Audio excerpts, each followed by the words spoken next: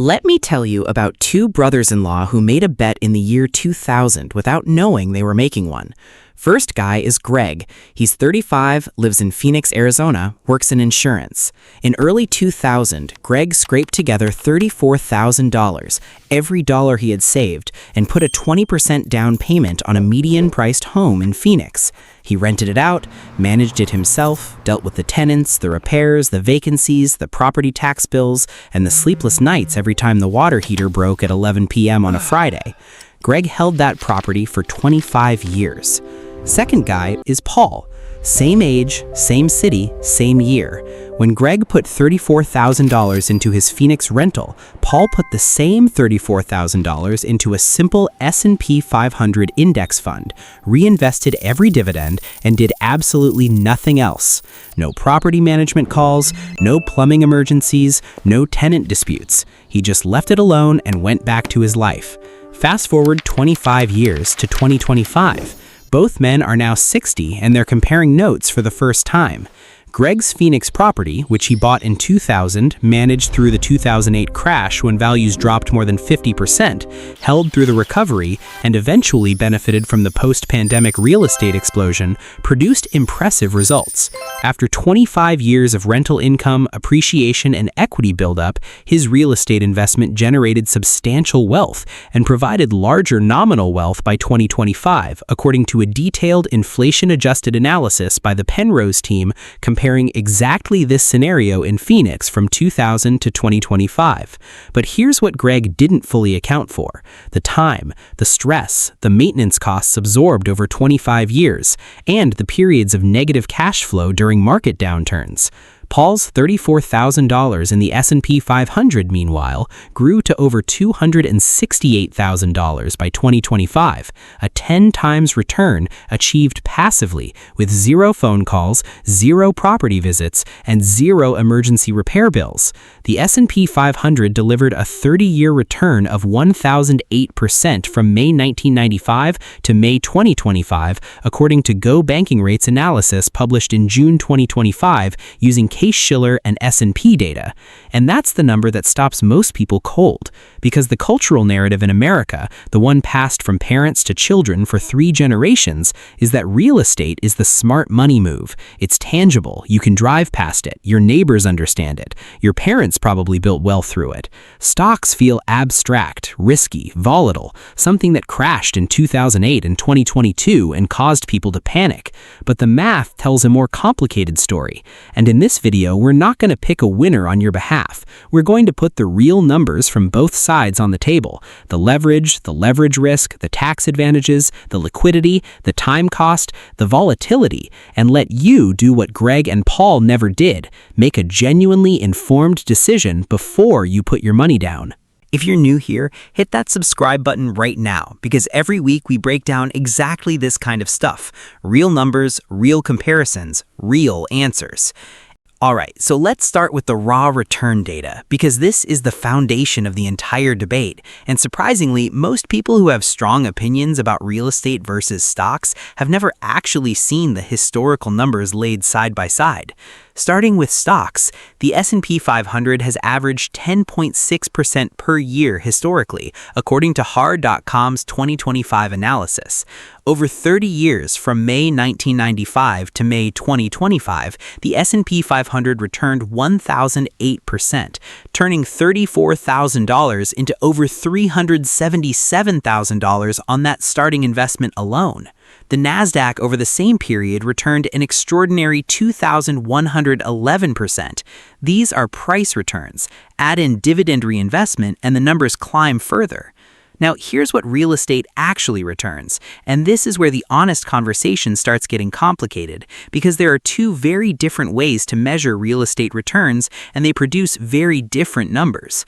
Home price appreciation alone, the raw increase in what the house is worth, has averaged about 5.5% annually for U.S. home prices from 1992 to 2024, according to the Wealth Formula analysis published in December 2025. In real inflation-adjusted terms, that drops to about 2 to 2.5% over inflation.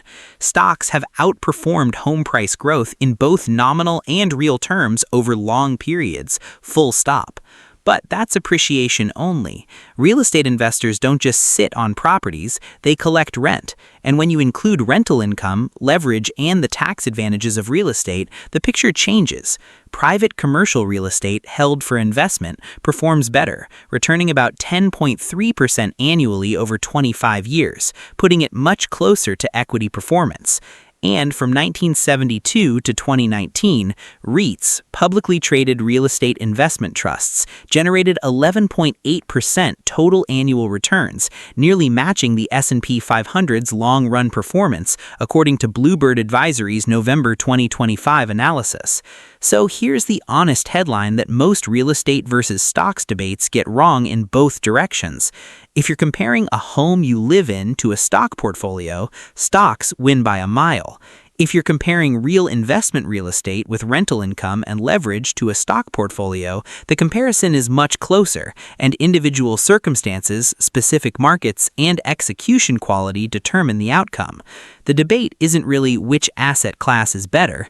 The debate is which vehicle, used correctly, fits your situation, your skills, your time, and your risk tolerance, and how do the real mechanics of each actually work.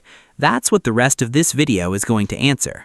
Now let's get into the actual mechanics of both options, because the raw return numbers don't capture the real differences between how these two assets work in practice, and those differences matter enormously depending on who you are and where you are in life. The first major mechanical difference is leverage, and this is the most powerful argument for real estate that pure return comparisons never capture. When Paul put $34,000 into an S&P 500 index fund, he controlled $34,000 worth of assets. When Greg put $34,000 as a down payment on a Phoenix property, he controlled a $170,000 asset, 5 times the value of his actual cash. That's leverage. And it means that when the property appreciated, Greg's returns were calculated on $170,000, not $34,000.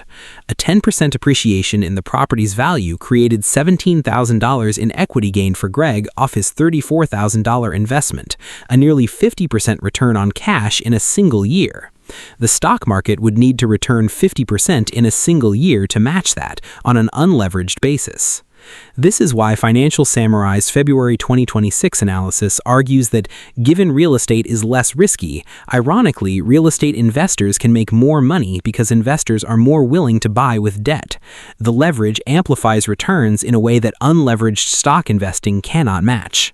But leverage is a double-edged sword. It amplifies losses with the same ruthless efficiency as gains. During the 2008 crash, Phoenix home values dropped more than 50%, and leveraged real estate investors who couldn't absorb the cash flow disruption or needed to sell lost enormous amounts. The 2025 stock market volatility wiped out growth stocks in April, but a diversified S&P 500 investor who stayed the course came through it. The second major difference is taxes, and both assets have significant advantages, just different ones. Real estate investors can deduct mortgage interest, property taxes, insurance, maintenance, repairs, and management fees. They can depreciate the property on paper, generating tax losses even when the property is cash flow positive, effectively creating a legal tax shield. And they can execute a 1031 exchange, rolling gains from one property into another, and deferring capital gains taxes indefinitely. Stocks in a Roth IRA grow completely tax-free, with tax-free withdrawals in retirement. S&P 500 index funds in a taxable brokerage are subject to capital gains tax, but long-term capital gains rates of 0%, 15%, or 20%, depending on income, are still far below ordinary income rates for most investors. The third major difference is liquidity, and here stocks win completely. Selling a stock takes seconds and you have cash in your account within 2 days. Selling a property takes months, involves a 5 to 6% commission, closing costs, and requires finding a buyer willing to pay your price in the current market. In a financial emergency, your real estate equity is not accessible without either selling the asset or taking on additional debt through a home equity loan. And the fourth difference is time cost, the one nobody prices in honestly. Owning investment real estate is a part-time job at minimum. Tenant calls, maintenance coordination, lease renewals, vacancy management, property inspections, even a single rental property demands consistent active attention. A stock portfolio demands nothing beyond the initial setup of automatic contributions. Alright, so here's the real answer to the question the title promises, because this video isn't designed to leave you more confused than when you started. It's designed to give you a clear framework for making this decision for your specific situation, because the honest truth is that the question which makes more money, real estate or stocks, has a different correct answer for different people, and most financial content never tells you that. Here is the framework. Choose stocks first if you are starting with limited capital, have no experience managing property or dealing with tenants, value your time highly, need your investment to be hands-off, want maximum liquidity, or are primarily focused on retirement savings inside a tax-advantaged account like a Roth IRA or 401k. The S&P 500's 1,008% 30-year return, combined with the simplicity of automatic contributions, zero management effort, and zero emergency maintenance calls, is an extraordinarily powerful wealth-building vehicle for people in this category. Paul's $34,000 turning into more than $268,000 passively over 25 years with no active management is not a bad outcome for a vehicle most people think of as complicated and risky. Choose real estate if you have sufficient capital for a meaningful down payment without wiping out your entire financial cushion. You understand or are willing to learn landlord responsibilities. You have the temperament to handle leverage and the cash flow disruptions that come with tenants and vacancies. You have a long time horizon of at least 10 years in a specific property, and you are attracted to the tax advantages and the income stream that rental properties can generate. Real estate's leverage advantage, controlling a $170,000 asset with $34,000 in cash, is genuinely powerful in the right hands over the right timeline, and it produces something stock investing does not: monthly cash flow that arrives independent of market conditions. The best answer for most Americans who have the means and the discipline is actually both. The Penrose team's 25-year Phoenix analysis published in April 2026 concluded that the real estate route provided larger nominal wealth by 2025, but demanded ongoing effort and interim cash, while the stock route provided steadier, passive growth. Neither was definitively better in every dimension simultaneously. What most millionaires in America actually own is not one of these. It's a combination. They have stock portfolios inside retirement accounts generating passive compound growth, and they own property, sometimes their primary residence, sometimes a rental, generating equity appreciation and cash flow. The diversification across both asset classes removes the vulnerability of being entirely dependent on either market performing well in the exact years when you need it most.